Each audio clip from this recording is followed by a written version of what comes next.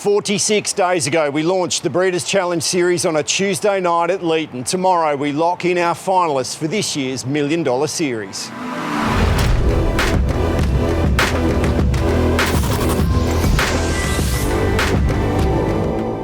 Hello and welcome to the Sprint Lane. I'm Paul Cochrane. Yes, tomorrow night it is the semi-finals for the 3-year-olds, and it is an exciting night for harness racing New South Wales. I'll tell you a little bit more about that shortly.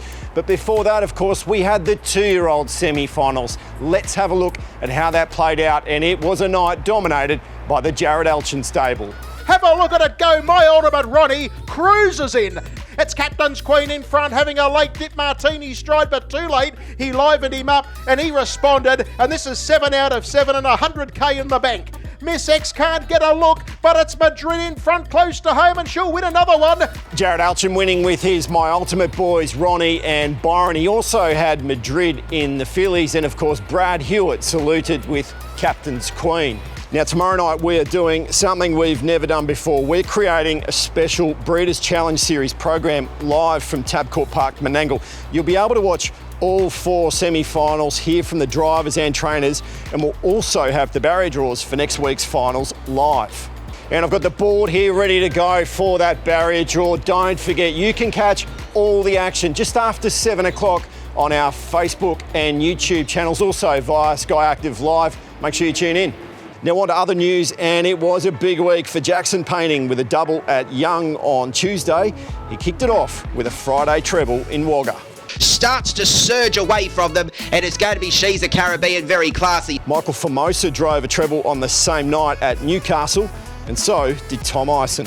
It's Ghostly Silence in front to Infinity and Beyond diving, and it got very close indeed. The Turnbulls dominated at Parks. Nathan drove his 500th career winner in the first on the card. It's going to be 500 for Nathan Turnbull in the career in the cut, and Lucky Cruise too good. He also had a double at Bathurst on Wednesday. In fact, it was one of those nights for the family. Amanda had a race-to-race training driving double with Captain O'Captain and Fasika. Bernie Hewitt drove and trained too as well. It's just going to be shake it up the last little bit. Namami was way too good in the last beat. Watto's Blaze of Glory, and then Art Thou Lexi Takeout. We were back at Bankstown on Monday. 7 races, 7 different drivers won. Kevin Pizzuto trained a double and piloted this one, his first win as a driver since July 2016. It's Jatam in front, close to home. Jatam will do it. First up on Aussie soil, and welcome back to the driving ranks, Kevin Pizzuto with a winner. We raced at Tamworth yesterday, some great performances there. Blake Hughes continued his great season, securing a driving treble in the last on the program. At Penrith last night, Leighton Green continued to get the job done for trainers Dean and Kerry McDowell. He drove a double there. Jack Callaghan moved to 114 wins for the season with a race-to-race double.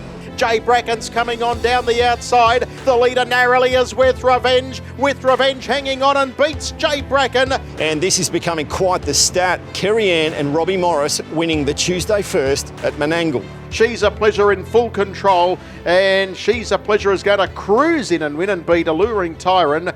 That's now 5 of the past 6 weeks. They had a winning double on Tuesday.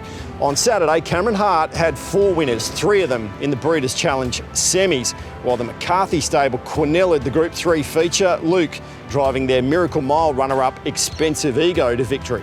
He's got to get busy on Expensive Ego. He's a neck in front, now 2 metres, now comes away. Expensive Ego's back with a bang, baby. So as you can see, it has been a huge week in harness racing in New South Wales, and it is only going to get better. Don't forget to tune in tomorrow night for our special coverage of the 3-year-old semi-finals of that series. It should be great.